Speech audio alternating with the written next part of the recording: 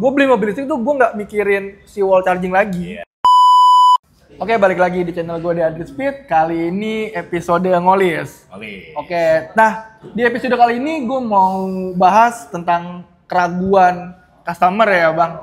Keraguan customer. Nah, sebelum kita lanjut, kita kenalan dulu nih sama bintang tamu yang Andri undang kali ini. Oke, teman-teman Andri Speed ya, terima kasih nih udah diundang. Siap. Ini suatu apa ya? Kehormatan ya. Siapa ya jadi sales BYD itu diundang sama Andri Speed. Oke, perkenalkan nama gue Lutfi dari channel BYD Special. Buat teman-teman Andri Speed boleh di-subscribe. Boleh di-subscribe di channel YouTube-nya Bang Lutfi. Terus kita kedatangan lagi nih tamu dari BYD Tegal. boleh dikenalin Mas? Perkenalkan, nama saya Chris dari BYD Smart Drive. Oh, jadi Mas Chris juga punya channel YouTube namanya BYD Smart Drive. Bisa di bawah sini di subscribe yang belum di subscribe. Oke, di episode kali ini Andri mau ngebahas keraguan basic sih Bang ya mengenai kayak customer tuh pertanyaan-pertanyaan tentang mobil listrik. Yang pertama, kenapa mobil listrik jadi tren di 2025 Bang? Tren 2025. Ini pertanyaan menarik nih. Iya. Jawabnya agak sedikit bingung. Kenapa mobil listrik jadi tren di 2025? Oke, yang pertama menurut gue nih ya. Karena mobil listrik itu awalnya kita tahu kalau mobil listrik itu sebenarnya mahal. Oke. Ya kan? Kayak misalnya dari brand-brand yang sebelum ada brand-brand China itu kan keluarin sesuatu mobil yang konvensional, contohnya 500 juta, dia jadi hybrid jadi 700 juta. Misalkan lagi full elektrik mungkin bisa di atas 1, berapa miliar. Yeah. Dengan adanya mobil listrik dari BYD yang harganya justru bisa bersaing dengan mobil biasa, itu membuat menurut gue jadi orang ya jadi makin tertarik lagi buat mobil listrik gitu. Salah satunya dengan kemudahan-kemudahan yang ada di sini lah ya, mobil listrik bebas ganjil genap dan lain-lain. Nah, menurut Chris gimana? Menurut Mas Chris? Kalau menurut saya simpel ya, itu intinya mobil listrik itu kemudahan. Ya, teknologi semakin ke depan kan semakin mempermudah. Contoh kayak mobil listrik lah ya. Kalau mobil listrik itu kan dia kemudahannya di apa dari biaya. Kemudahannya itu dari pengecasan. Pengecasan. Orang yang berspekulasi atau berpikiran susah ya ngecas semua mobil listrik. Padahal itu sangat mudah. Ngecas mobil listrik itu bisa di rumah, bisa di tempat-tempat nongkrong kayak di kafe atau di Alfamart. Terus bisa di SPKLU. Karena apalagi sekarang mobil listrik itu digembor-gemborkan banget sama pemerintah, didukung banget sama pemerintah dari penghapusan pajak, terus free ganjil genap, free ganjil genap, dan lain-lain lah banyak. Tapi sih memang sih Bang ya, maksudnya menurut gua pribadi sih juga untuk si di tren di 2025 itu nggak terlepas dari keputusan pemerintah ya, mengenai kayak bebas, pajak progresif, terus free ganjil genap, itu sangat mempengaruhi sih menurut gua. Salah satu tadi Chris bilang kemudahan ngecas sekarang jadi orang tadinya khawatir mobil listrik ngecas di mana gara-gara infrastruktur udah akhirnya orang berani mobil listrik. Iya Kak. Masih ada saya. Apa? Kalau misal camping gampang. Karena apalagi camping di BYD ya. Banyak teman-teman. Berarti ini termasuk tren kenapa mobil listrik menjadi opsi di 2025. Betul. Jadi karena kemudahan buat menunjang hobi kita. Kita hobi nih camping nih di luar ya kan sama keluarga enak. Mobil listrik khususnya di BYD lah ya. Contohnya di BYD dia tuh bisa jadi sumber tenaga listrik. Menjadi sumber daya listrik. Betul. Ya. Daya listrik pas lagi. Sedangkan ya mobil kita yang paling murah aja di BYD atau One aja sudah bisa menjadi sumber daya listrik ya Bang ya. Iya. Bisa buat konser tuh. Bisa. 2200 watt. 2200 watt itu besar ya. Besar. Nah itu sudah terjawab ya untuk yang pertama. Yang kedua, ini pertanyaan lagi Bang dari netizen, boros atau irit ngitung biaya mobil listrik vs mobil BBM. Nah, itu very spesialis ya. Jangan hitungnya pakai mobil BM. Gimana kalau kita compare sama motor aja? Sama motor. Kalau sama mobil konvensional udah pasti jauh ya. Pertama kan dari biaya bensin ya. Biaya bensin yang biaya bensin kan hampir 13 ribuan ya. Iya. Terus kita 1 kWh-nya cuman kalau ngecas di rumah cuman 1.700. Dari situ aja udah langsung menang ya.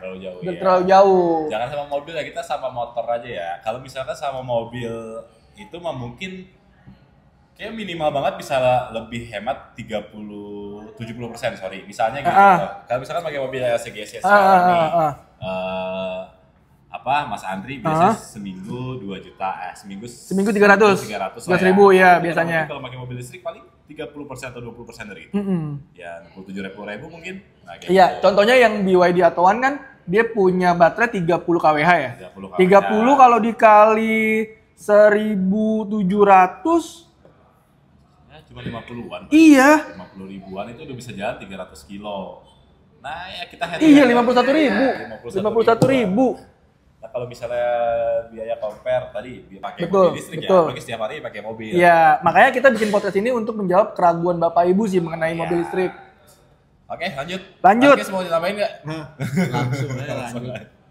Terus ada lagi yang nanya, apakah di tahun 2025 ini akhir zaman mobil BBM? Enggak sih ya, gua nggak setuju sih bang. Maksudnya kita bicara segmen ya, menurut gue sih masih ada, maksudnya segmen entry level di mobil BBM itu masih ada menurut gua. Sebenarnya ya kalau dibilang mobil listrik akan menggantikan sepenuhnya mobilnya sih. Enggak lah ya. Iya. Ada banyak kemudahan juga yang tidak bisa didapatkan di mobil listrik, begitupun sebaliknya. Betul, dan gue juga nggak ngejudge maksudnya si mobil BBM tuh udah nggak layak di 2025, enggak, maksudnya balik lagi di kebutuhan mereka ya bang. Betul. Kebutuhan mereka, terus ya benar sih kebutuhan mereka ya. Terus kita juga nggak bisa bantah itu ya. Kalau menurut gue sih bukan akhir dari segalanya si mobil konvensional sih. Iya. Bisa menjadi pilihan lah. Betul. Apalagi kalau misalnya buat teman-teman di sini yang aktivitas harian pakai mobil tiap hari di Jakarta yang wajib sih mempertimbangkan mobil listrik. Cuma kalau buat menggantikan kayak enggak. Gua juga nggak setuju sih bang kalau untuk menggantikan ya. Iya, salah satunya kan misalkan punya mobil listrik dia harus juga garasi. Betul, iya. Kan masih banyak juga di kita yang ya belum ada garasi. Gitu. Jadi kalau buat menggantikan ya mungkin ya kalau ada kepengenan ya mungkin pengen. Iya, kalau pengen mungkin. Apakah bisa? Iya. Kayak gitu. Iya, terus ya menurut gua maksudnya wajar ya, maksudnya lagi di atas makin tinggi, angin makin kencang bang. Wajar ya. Oh ada iklan. Terima kasih. Dadah dulu dong. Yanti. Makasih Pak Yuli. Ini properti nih. Properti. Ayo minum dulu Mas Kris. Makasih. Dadah dulu dong. Dadah. Jadi Bapak dan Ibu ya. Kalau mau pesan BYD, yes, masih bisa ya. Kalau saya sebagai sales counternya nanti di BYD Harmony Auto Jemput. Iya.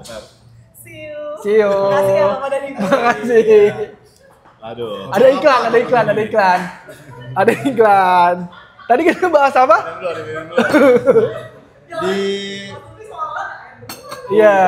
Di bensin kebakar. Iya. Kalau menurut gua wajar sih ya, karena BYD kan memang agak ada di atas nih bang. Ya, benar. Iya. Kalau di atas tuh angin makin kenceng sih bang ya. Iya, wajar ya. Kelihatan lah. Terus pertanyaan. Serem nggak sih kalau baterai habis di jalan? Mas Kris mau jawab? Jawab Mas Kris. Mas BYD spesialis. Serem nggak sih? Serem lah ya. Ya serem. Iya serem. Paling gue mau nambahin kali bang ya, kalau terkait serem nggak sih baterai habis di jalan? Sebenarnya sih habitnya sih yang harus kita rubah ya. Iya benar. Ya kalau mobil bensin kan, kalau yang gue alami ya, kalau mobil bensin tuh harus merah dulu nih bang. Iya. Harus merah baru gue ke pom bensin. Nah kalau mobil listrik mungkin habitnya dirubah kali bang ya. Kayak contoh di berapa bang? Di 30%. 30% lah minimal.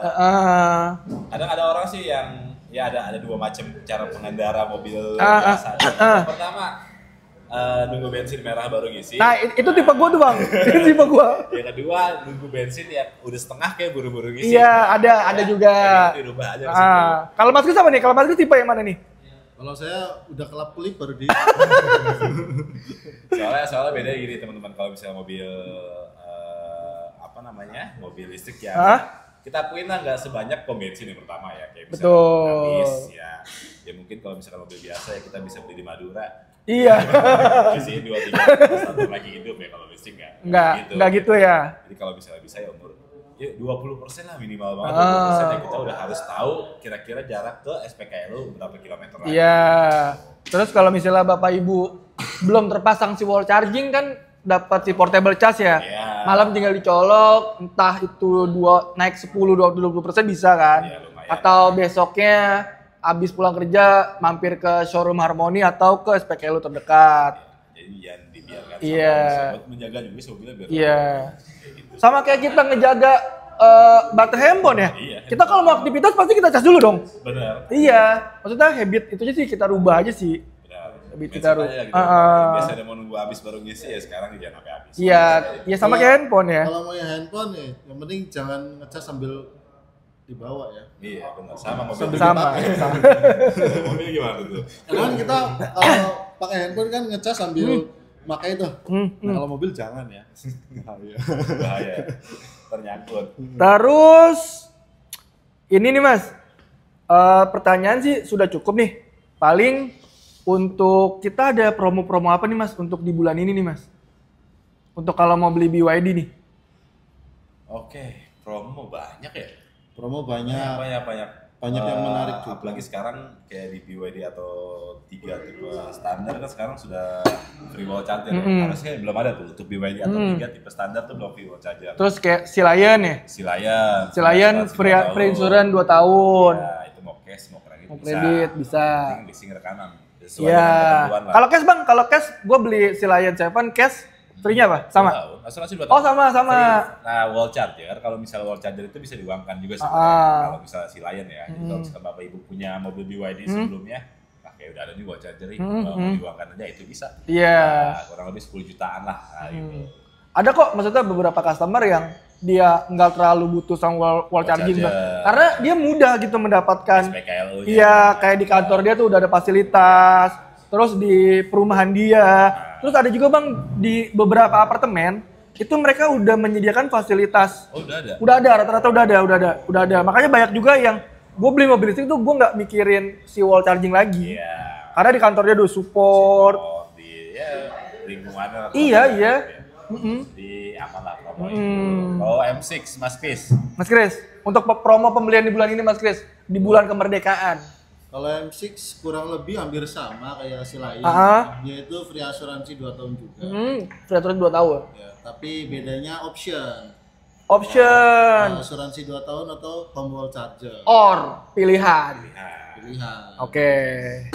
Terus udah pasti portable charger dapat, virtual dapat. Terus maintenance 4 tahun. Oke. Ya, free maintenance ya. Iya. Maintenance 4 tahun pasti dapat. Jadi kalau misalnya beli mobil M6 udah nggak mikirin apa-apa lagi kan. Servis gratis, ngecas juga di dealer gratis. Iya. Bisa home service nggak sih Bang? Bisa home service juga.